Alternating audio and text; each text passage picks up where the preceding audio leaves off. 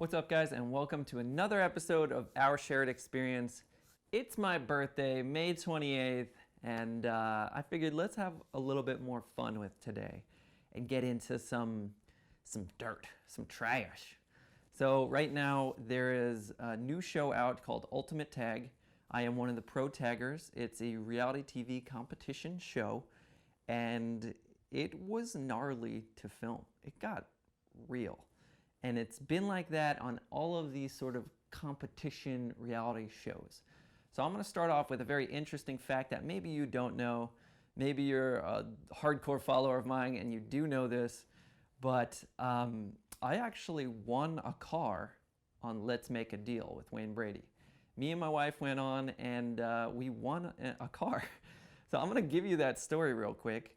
So if you're not aware, the way that Let's Make a Deal works is there's a big audience there. They tell you to get all crazy and hyped, and Wayne Brady will pick people out of the audience to come down and try to make a deal. And then it progresses on to the big deal. So if you had won a smaller deal and it's you're the highest valued small deal, then you'll go on to the big deal. So you might be wondering, like, oh, that's cool. What'd you do? You waited online. You got tickets to the show to sit in the audience, and you guys were wild, or what was your costume? How'd you get on? And in reality, the truth was that it was when Bree and I first got out here. We actually really needed a car. We only had one car between the two of us, which is insane in LA, trying to make things work. But I went on Craigslist. I was always searching and digging, right? I talk about the hunger that I have a lot of times, and how I creatively am trying to make my dreams become a reality. Well, one of the things I did a lot was I was going on Craigslist and all these casting sites and trying to find cool opportunities. So I had found this casting for game shows, and I was like, well, game shows are great because you win free stuff or you win a bunch of money and whatever. So I found this casting, and what it was actually a casting agency that didn't just cast one show. They brought you in on almost like a general call, which means there's no exact purpose for you. And at the time, Bree and I were newlyweds, so we knew that was a very powerful, TV-friendly thing to be pitching and talking about. And we ended up going in and doing a casting, sat down, all excited, big energy. And she liked us.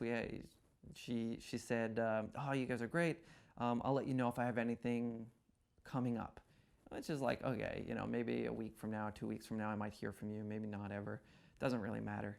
And then the next day, she texted us and said, hey, I have a spot for you guys on Let's Make a Deal. You would just need to get some costumes and be there later today. So Bree and I were like, what? Today? So we scrambled. We went to Party City. We got a dog and cat costume, but instead of me being the dog and her being the cat, which would be the typical, I guess, male-female concept, we switched it up, and I ended up being the cat and she was the dog because I did parkour and all this stuff. So long story short, we get there, we're waiting online with the other general audience. Now I'm questioning, are we just in the audience? Is there someone I tell or talk to and say, hey, I've met with casting, they brought me in? Are we guaranteed a spot on getting on the show? And to be honest with you, I still don't know if we were, right? I don't think there was ever really a guarantee, but we played the game. There's you probably don't know.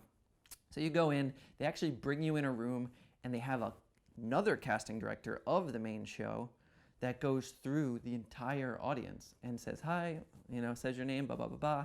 And they write down a couple things. Maybe they make a note. Maybe they nod to their other person who writes down a little bit more so that they know that he thinks you're a good choice.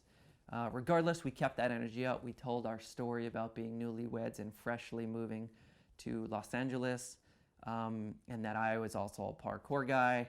And as the show progressed, we sat in the audience waiting. We're going crazy. And then Wayne Brady eventually comes over to us. You guys, come on down. So we go down. We're all like, oh my God, this is happening.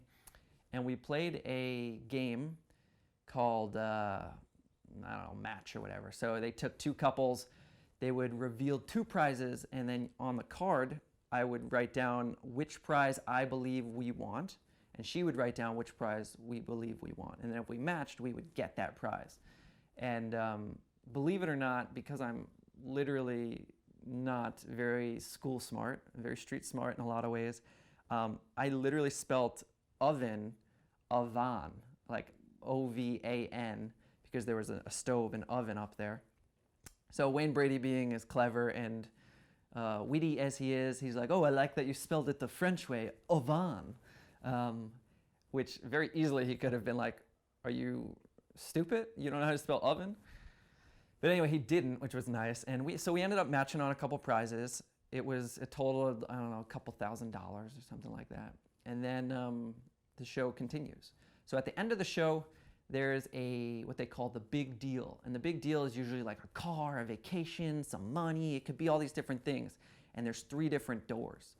And we were not necessarily supposed to be up for the big deal because someone in front of us had already won a car.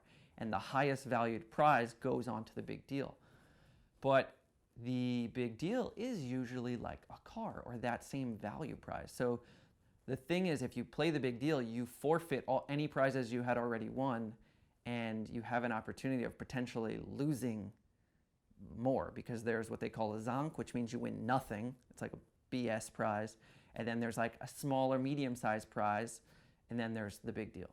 So she said no to it, the woman who had already won the car, which meant it came to us. And we were like, yo, let's do it. We're winning a car. This is crazy. We've been manifesting, and on the drive over, we were like, we're winning a car today. We're winning a car today.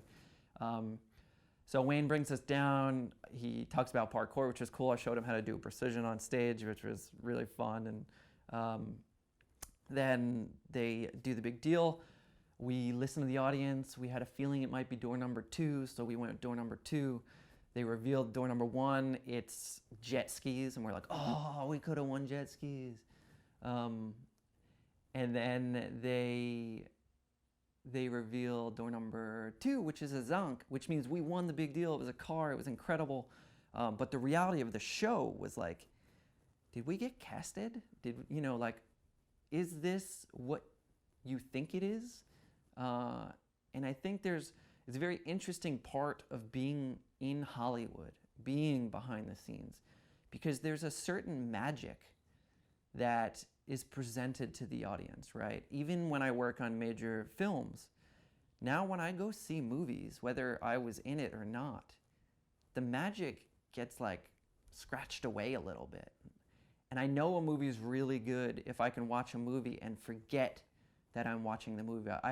If I can forget how the stunts are being done and how they got that shot, or how, oh man, it's pouring in the shot. The actor must be like really cold, and like all of a sudden the magic starts to get ripped away because me as a worker in that industry is looking at the logistics of how they did something.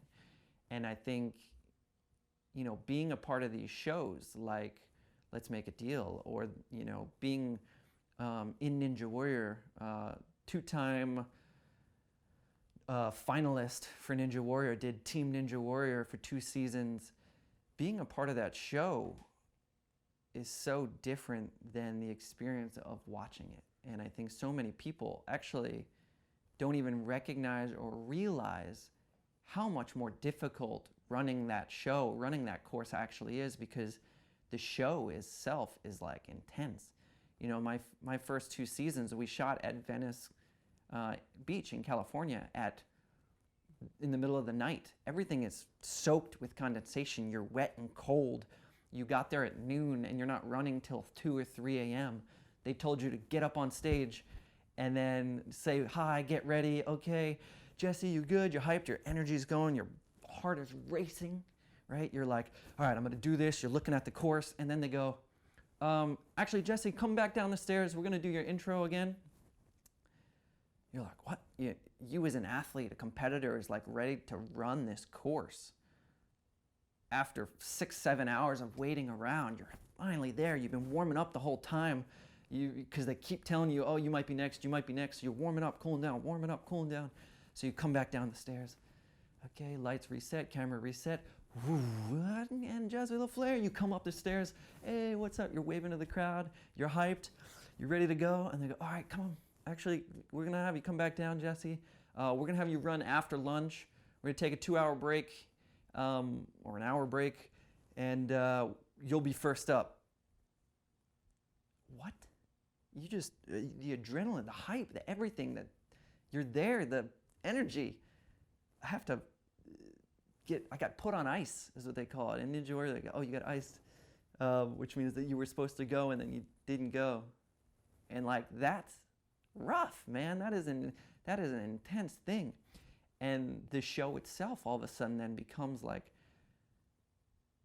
I don't know, there's a production behind it all. And for a lot of people who want to work in the industry because they love the industry, I beg you to sort of question that. If you love watching movies, maybe watching movies is enough, right? Yeah, I don't know. So, breaking more into the show is like, wow, Ultimate Tag was insane.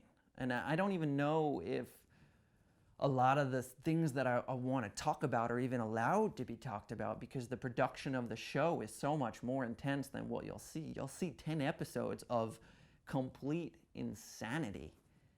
But the way the show was shot is like even crazier, because we as athletes are shooting 10 episodes in a week or two of non-stop running and production and makeup and wardrobe and waving and this and audience. And okay, you think that Jesse ran stage 1 on episode 1 and stage 2 and competed in this and helped tag that person in another stage, but in reality, we ran all the first stages the same day, ran all the second stages the next 2 days.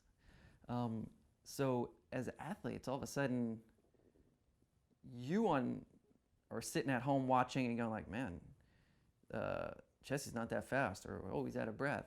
Well, that's because in half an hour earlier, I just had the longest chase I could have imagined. And like, so there's so much more that goes behind the shows that you're seeing. And I don't know the value of you guys hearing this, except for maybe to tie it back to the idea of perspective, right? We are seeing our own story. We are seeing the story we want in everyone and everywhere we go. Going to the mall, seeing someone here, seeing the person, your waiter. I think being a waiter, if you've never been a waiter, I beg you to just do it. So I get a job being a waiter for a week, because now every time you go to a restaurant, you'll have so much more respect for the person that is working. And yes, sometimes there's terrible wait staff and people are just rude and mean, but you don't know where they're coming from. You don't know the day they're had. You don't know what's happening at home. But even being a waiter, I worked two wait jobs, I think just 2. One was at Ruby Tuesdays, which was a hell of an experience, and the other one was at a kind of smaller, private-owned, family-owned restaurant. And both of those experiences forever changed the way that I look at waiters and staff, and I always try to tip as big as I can in the most appropriate way as I can. So, but it's that perspective, right? If I was never in their shoes, I could never really understand it. So try to put yourself in other people's shoes as much as possible, because the more that you're able to get out of your own head, pop your own bubble, and see the world for what it is and not what you think it is, the more healthy and happy of a life you're gonna have. And I guess reality TV shows and competition shows is just a really fun example and metaphor for that sort of thing happening. I know there's a bit of a different episode, and I hope that little end piece ties it all back in for you guys, but thank you for watching and subscribing and all the birthday wishes. I appreciate you, and maybe for my birthday, if you've been enjoying this show, you can share it with a friend, and subscribe for sure. Hit that notification bell if you're watching on YouTube. Drop me a like if you're enjoying the content. And if you're listening on any of the major podcast platforms, maybe today's the day you just stop, pause, and leave a review to help build up this channel, because I'm enjoying this and I hope you guys are too. Peace out.